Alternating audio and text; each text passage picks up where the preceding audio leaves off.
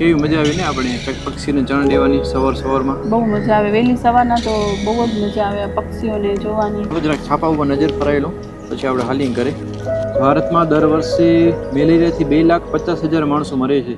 એક મેલેરિયા છે, એક ડેન્ગ્યુ છે, એ બધા ગંદકીથી રોગ થતા હોય છે. અને હવે તો એક નવો વાયરસ નીકળ્યો છે, ચાંદીપુરા રોગ, જે આપણા માંધાપરમાં પણ આવી ગયો છે.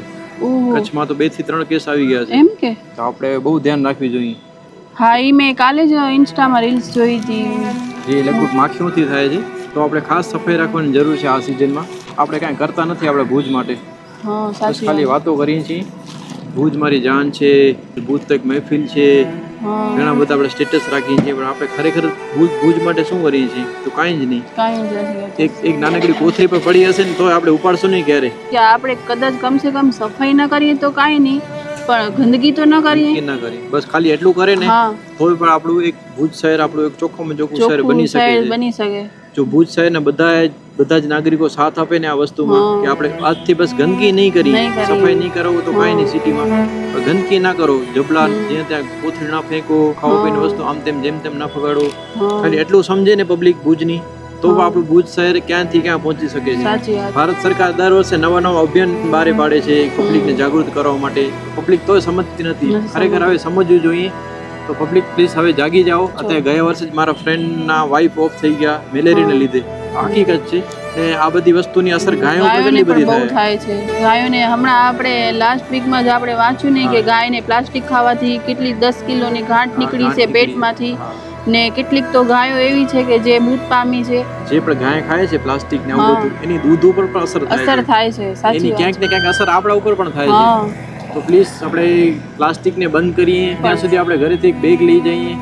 પ્લાસ્ટિકની થેલીને ખરેખર બંધ થવી જોઈએ. આખા ભારતનો સૌથી મોટો જિલ્લો કચ્છ છે અને કચ્છમાં મેઇન સિટી છે ભુજ. દર વર્ષે લાખો પ્રવાસીઓ અહીંયા આવે છે ભુજમાં. જ્યારે આપણે બહાર ક્યાંક ફરવા જઈએ છીએ, શિમલા મનાલી છે, કોઈ પણ સ્થળે ગોવા જઈએ છીએ, XYZ ગમે ત્યાં જઈએ છીએ, મેઇન ટુરિસ્ટ પોઈન્ટ જ્યાં હોય છે ત્યાં એકદમ તમને સફાઈ જોવા મળશે. તો ભુજ શું કામ નહીં? તો આપણે ભુજને પણ એક ક્લીન સિટી બનાવીએ. એના માટે તમારા સાથની ખાસ જરૂર છે. તમને જાગૃત થવાની જરૂર છે. તમે જાગૃત થાઓ, તમારા અડોશ પડોશના લોકોને પણ જાગૃત કરો. આ વિડીયોને શેર કરો વધુમાં વધુ, જેથી ભુજના દરેક નાગરિક સુધી આ વિડીયો પહોંચે અને ભુજની પબ્લિક જાગૃત થાય. તો અમે તો આજથી કામ ચાલુ કરી દીધું છે સફાઈનું, તો તમે પણ ચાલુ કરજો. ચલો આપણે અહીંયાથી સ્ટાર્ટ કરીએ કે થોડી ઘણી ગંદકી દેખાય છે તે સાફ કરી નાખી.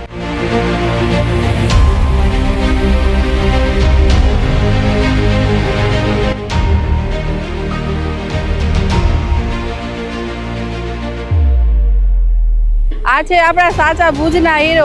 આમને સપોર્ટ કરો અને આપણા ભુજને સ્વસ્થ બનાવો, ગંદકી ઓછી કરો, જેથી આમને તકલીફ ઓછી પડે અને આપણે પણ મજા આવે. તો મિત્રો અમે તો જાગૃત થઈ ગયા છીએ ને અમે હવે નીકળી ગયા છીએ ભુજની પબ્લિકને જાગૃત કરવા. તો તમે પણ અમારો સાથ આપજો. તો મિત્રો ભુજ શહેર સ્વચ્છ સર્વેક્ષણ 2024માં ભાગ લઈ રહ્યો છે. તો ચાલો સાથે મળીને આપણા ભુજને સ્વચ્છ બનાવીએ. ભીનો કચરો આના ગ્રીન ડસ્ટબિનમાં નાખવાનો અને સૂકો કચરો બ્લુ ડસ્ટબિનમાં. કચરો છે ને એ ગ્રીન ડસ્ટબિનમાં નાખવાનો અને સૂકો કચરો બ્લુ ડસ્ટબિનમાં નાખવાનો. તો આપણે છે ને આપણા ઘરે 2 ડસ્ટબિન રાખવાના છે, જેમાં એક ગ્રીન કલરનો અને એક બ્લુ કલરનો. જેમાં ગ્રીન કલરમાં ભીનો કચરો નાખવાનો અને બ્લુ કલરમાં સૂકો કચરો નાખવાનો.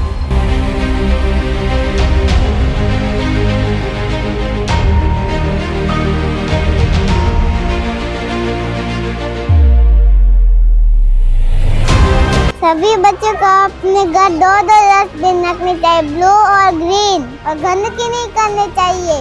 और अपने मम्मी पापा को भी बोल देना.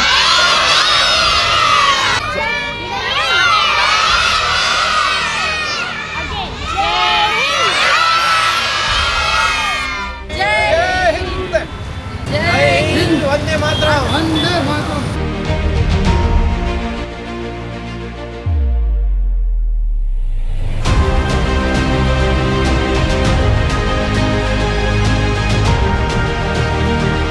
વિડીયોના અંતમાં એ જ કહેશું કે ખરેખર તમે દિલથી પ્રેમ કરતા હો ભુજને તો પ્લીઝ સપોર્ટ કરો અમને અને તમે પણ સાથ સહકાર આપો સ્વચ્છતામાં.